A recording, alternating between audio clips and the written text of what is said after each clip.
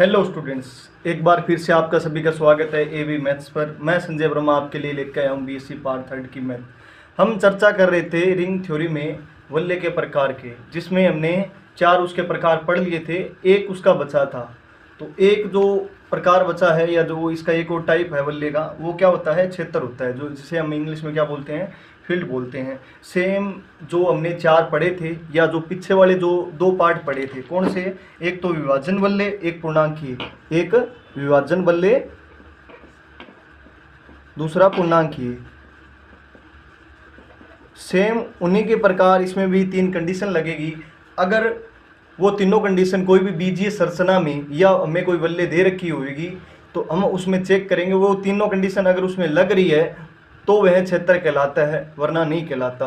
इसके आधारित हम कुछ सवाल भी करेंगे इनके बाद में। इस जो क्षेत्र है इसके बाद में कुछ एग्जाम्पल है, उनके अंदर समझेंगे भी कहाँ कहाँ कौन सी कंडीशन लग रही है, कहाँ कहाँ कौन सी कंडीशन है नहीं लग रही भी। तो हमें अगर इसको लिखना चाहें क्या फील्ड को, तो अगर लिखना चाहें कैसे, अगर हमें कोई बीजीय संरचना दे रखी हो या कोई वल्ले दे रखी हो, हमें चेक करना हो कि वह क्षेत्र कहलाता है कि नहीं कहलाता। तो वल्ले इस प्रकार की कोई बीजीय संरचना होगी जिसके अंदर कोई समुच्चय होगा, पहली संक्रिया होगी, दूसरी संक्रिया होगी। क्षेत्र कब कहलाएगा, क्षेत्र कहलाता है। लैंग्वेज का ध्यान रखना, आपको लिख लिख के और इसके बढ़िया से नोट्स बनाने हैं, तभी आप इनको समझ पाओगे रिंग थ्योरी को, वरना आपको याद करना बहुत मुश्किल हो जाओगे, है ना। तो ये निकालने की ज़रूरत नहीं है इन सवालों को बार बार, इनको एक बार आप बढ़िया से फिर नोटबुक में अपने नोट्स तैयार कर लो, उसके बाद में ये चीज़ें आपको याद रह जाएगी। तो इसके अंदर पहली कंडीशन लगती है, वह है जब कोई ये जो आर समुच्चय है वो क्या हो, तस्म की वल्ले हो। सेम पीछे भी आया था, भी पीछे कौन से में आया था, एक तो आया था विभाजन वल्ले में, एक पूर्णांकीय वल्ले में लग रही थी ना कंडीशन। पहली कंडीशन सेम लग रही थी कि आर अगर क्या हो, तस्म की हो, और मैंने इसका डेफिनेशन भी लिखाया था और पीछे लिखते ही आ रहे हैं कि अर्थात तस्म की को अपने कैसे लिखेंगे कि कोई एक है, मतलब कि अवयव है एक जो आर समुच्चय से क्या हो रहा हो, बिलोंग करे।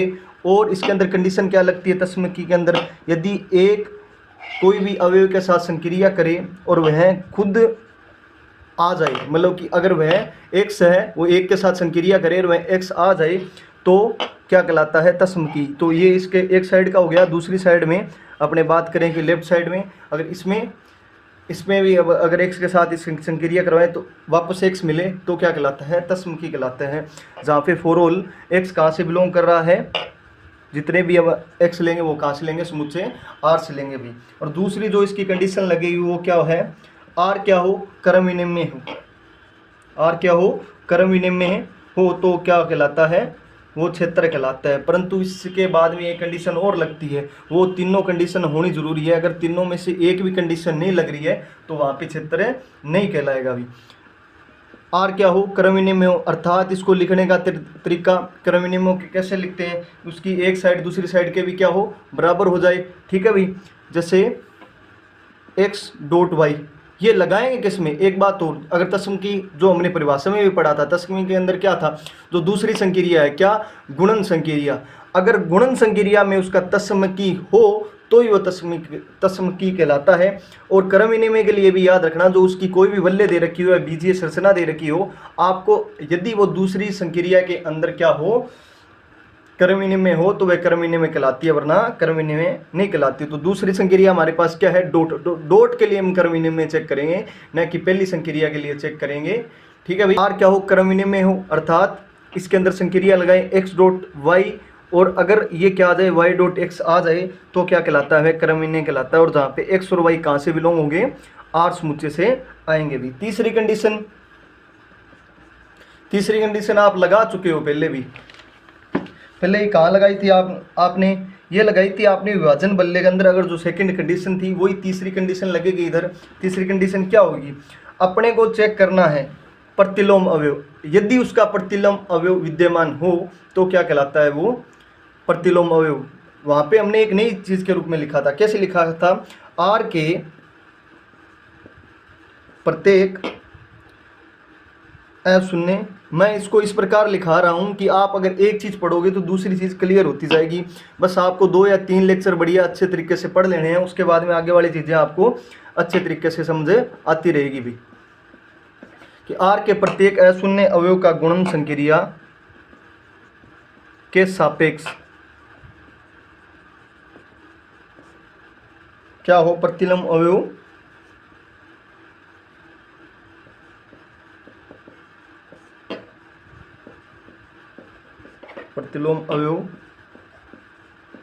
विद्यमान हो, अर्थात इसको बाद में लिखेंगे मैथ की लैंग्वेज में, पहले इसको समझते हैं। यहाँ पे विद्यमान नाम है भाई,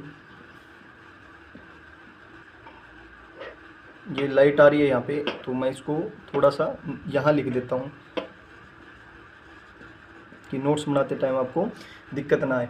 ठीक है भाई, तो अब देखो इसमें लिखा क्या है कि आर के प्रत्येक अशून्य अवयव, ये इतनी बड़ी लैंग्वेज लिखी है, इसका मतलब प्रतिलोम अवयव ही है, परंतु यहाँ पे डॉट संक्रिया होने के कारण अशून्य अवयव लेंगे, क्योंकि शून्य का तो प्रतिलोम अवयव विद्यमान होता ही नहीं, क्योंकि प्रतिलोम अवयव क्या होता है गुणन के लिए 1 जो भी अवयव दे रखा हो 1/x होता है, या जो भी कोई अवयव लिया होता है तो 1/0 करते ही वो क्या होता है, अपरिभाषित हो जाएगा, है ना, तो वो तो होता ही नहीं। तो इसीलिए यहाँ पे डॉट है, तो इसीलिए डॉट के कारण हम लिख रहे हैं कि आर के प्रत्येक अशून्य, मतलब शून्य के अलावा और सभी के प्रतिलोम हमें मिल सकते हैं। अशून्य अवयव का गुणन संक्रिया के सापेक्ष प्रतिलोम अवयव विद्यमान हो, अर्थात अगर इसको लिखना चाहें, जहाँ पे हमने मान लिया कि x कोई आर समुच्चय से बिलोंग कर रहा अवयव है कोई, और x हमें क्या नहीं लेना है, शून्य नहीं लेना है, कि x वो अवयव है आर के अंदर, आर मतलब प्रत्येक x के वो मान आगे जितने भी रियल संख्या होगी सारी, बजाय 0 नहीं लिया हमने, और y भी रियल संख्या में ही क्या करेगा, विद्यमान होगा। थोड़ा सा नीचे लिख देता हूँ, ठीक है।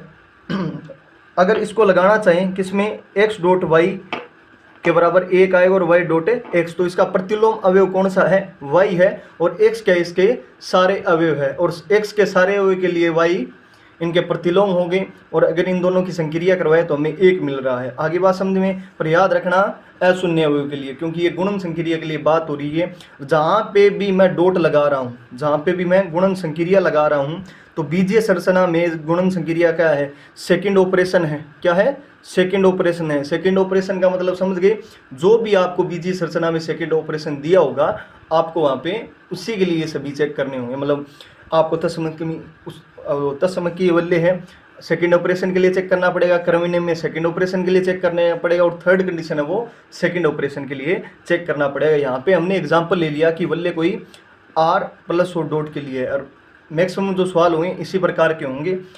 आपको सिर्फ समझाने के लिए मैंने ये एग्जाम्पल लिया है, और इसी प्रकार आपको लैंग्वेज लिख के आनी है। कल को अगर परिभाषा पूछ ले तो भी कोई बात नहीं।